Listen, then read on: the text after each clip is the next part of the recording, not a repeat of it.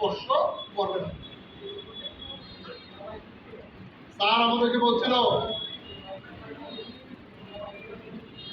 আমরা সেবক, আমরা মানুষের সেবা দিই, আমরা মানুষের কল্যাণে কাজ করি, আমরা গ্রাহকের কল্যাণে কাজ করি, আমরা কর্মীর কল্যাণে কাজ করি।